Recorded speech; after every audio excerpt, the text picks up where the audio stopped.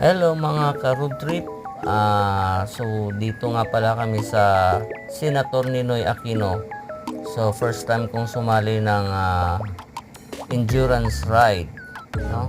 Ito po yung first station namin. So buong Sultan Kudarat ikutin namin, no, in celebration of Kalimudan Festival.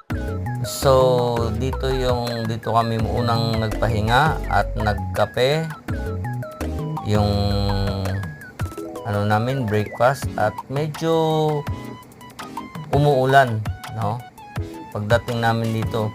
Actually guys, huli na ako dito. So lang ako,